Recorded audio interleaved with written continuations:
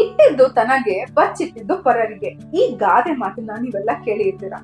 ಇಂಥದೇ ಒಂದು ಅರ್ಥವನ್ನು ಸೂಚಿಸುವಂತ ಕಥೆಯನ್ನ ನಾನ್ ನಿಮ್ ಬಳಿ ಹೇಳ್ತೀನಿ. ನಾನು ನಿಮ್ಮ ಪ್ರೀತಿಯ ದಿವ್ಯಾ ಉಳ್ಗೋಳ್ ಲೈಫ್ ಕೋಚ್. ನನ್ನ 100 ದಿನಗಳ 100 ಕಥೆಯ ಸರಣಿಗೆ ಸ್ವಾಗತ. ಒಂದು ಹಳ್ಳಿಯಲ್ಲಿ ಬಹಳ ಶ್ರೀಮಂತ ಶೇಟ್ ಇರ್ತಾನೆ. ಒಂದು ದಿನ ಒಂದು ಅಂತ್ಯಕ್ರಿಯೆಗೆ ಪಾಲ್ಗೊಂಡಿರ್ತಾನೆ. ಅಲ್ಲಿ ಅಂತ್ಯ ಸಂಸ್ಕಾರದ ನಂತರ ಒಂದು ಗುಂಪಿನ ಜನ ಮಾತಾಡ್ಕೊತಾ ಇರ್ತಾರೆ.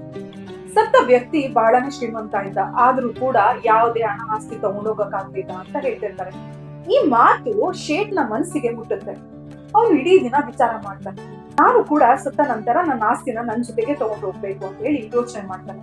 ಮರುದಿನ ಒಂದು ಘೋಷಣೆ ಕೂಡ ಮಾಡಿಸ್ತಾನೆ. ನನ್ನ ಮರಣದ ನಂತರ ನನ್ನ ಎಲ್ಲಾ ಸಂಪೂರ್ಣ ಆಸ್ತಿಯನ್ನ ಜೊತೆಗೆ ತಗೊಂಡು ಹೋಗೋ ದಾರಿಯನ್ನ ಯಾರು ಸೂಚಿಸ್ತಾರೋ ಅವರಿಗೆ ಭಾರಿ ಬಹುಮಾನ ಕೊಡ್ತೀನಿ ಅಂತ ಘೋಷಣೆ ಮಾಡ್ತಾನೆ. ಇದನ್ನ ಕೇಳಿದಂತ ಹಳ್ಳಿಯ ಜನರೆಲ್ಲ ನಗಾಡ್ಲಿಕ್ಕೆ ಶುರು ಮಾಡ್ತಾರೆ. ಶೇಟ್ಗೆ ಎಲ್ಲೋ ಬುದ್ಧಿ ಭ್ರಮಣೆ ಆಗಿದೆ, ಹುಚ್ಚು ಹೆಚ್ಚಾಗಿದೆ ಅಂತ. ಹೀಗೊಂದು ದಿನ ಒಬ್ಬ ವಿದ್ವಾಂಸ ಶೇಟ್ನ ಮನೆಗೆ ಭೇಟಿ ಕೊಡ್ತಾನೆ.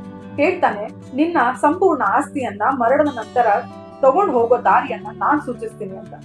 ಇದನ್ನ ಕೇಳಿ ಶೇಟ್ಗೆ ಸಂತೋಷ ಆಗುತ್ತೆ.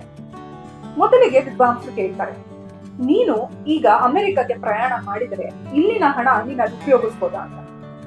ಆಗ ಶೇಟ್ ಹೇಳ್ತಾನೆ, ಇಲ್ಲ, ಅಲ್ಲಿಗೆ ನಾನು ಡಾಲರ್ಗೆ ಕನ್ವರ್ಟ್ ಮಾಡ್ಬೇಕಾಗುತ್ತೆ, ಇಲ್ಲಿಯ ದುಡ್ಡು ಅಲ್ಲಿ ಕರೆನ್ಸಿ ಅಲ್ಲಿಗೆ ಉಪಯೋಗಕ್ಕೆ ಬರಲ್ಲ ಅಂತ.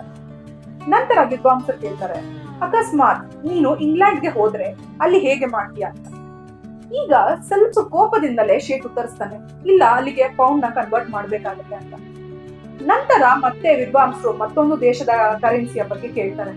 ಆಗ ಶೇಟ್ ಕೋಪಗೊಂಡು ಕೇಳ್ತಾನೆ, ನಾನು ನಿಮ್ಮ ಬಳಿ ಕೇಳಿದ್ದು ನನ್ನ ಸತ್ತ ನಂತರ ನನ್ನ ಹಣ ಆಸ್ತಿಯನ್ನ ಹೇಗೆ ತಗೊಂಡು ಹೋಗುವ ಅನ್ನೋ ಮಾರ್ಗ, ಆದ್ರೆ ನೀವು ಕರೆನ್ಸಿಯ ಪಾಠ ಹೇಳ್ತಿದ್ದೀರಾ ಅಂತ.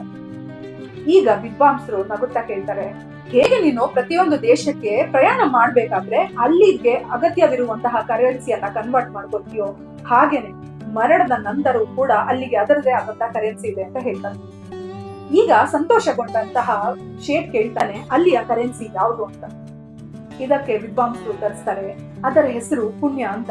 ಅದನ್ನ ನೀನು ಇಲ್ಲೇ ಪಡ್ಕೋಬೇಕು. ದೇವರು ಕೊಟ್ಟಿರುವಂತ ಹಣ ಆಸ್ತಿಯನ್ನ ನೀನು ಉಪಯೋಗಿಸ್ಕೊಂಡು ದಾನ ಧರ್ಮ ಮಾಡಿ ಪುಣ್ಯವನ್ನ ಸಂಪಾದಿಸ್ಬೇಕು. ಇದೇ ಪುಣ್ಯ ನಿನ್ ಜೊತೆಗೆ ಬರೋದು ಅಂತ ಹೇಳ್ತಾರೆ. ಸ್ನೇಹಿತರೆ, ಎಷ್ಟು ನಿಜ ಅಲ್ವಾ ಈ ಮಾತು. ನಮ್ಗೆ ದೇವ್ರು ಎಷ್ಟು ಕೊಡ್ತಾನೋ ಅದಷ್ಟು ನಮ್ಗೆ ಅಂತಲ್ಲ, ಇತರರಿಗೆ ಅಗತ್ಯ ಇರೋರಿಗೆ ಸಣ್ಣ ಪುಟ್ಟ ದಾನ ಧರ್ಮ ಮಾಡುದು. ದಾನ ಧರ್ಮ ಅಂತಂದ್ರೆ ಏನೋ ಒಂದು ದೊಡ್ಡ ಮಟ್ಟದ ಒಂದು ಹಣವನ್ನ ಒಬ್ರಿಗೆ ಕೊಡೋದು ಅಂತಲ್ಲ. ಒಂದು ಸಣ್ಣ ಸಹಾಯ ಆಗಿರ್ಬೋದು, ಒಂದು ಕರುಣೆ ಆಗಿರ್ಬೋದು, ಅಥವಾ ಒಂದು ನ್ಯಾಯವಾದ ಒಂದು ಹೆಜ್ಜೆ ಆಗಿರ್ಬೋದು.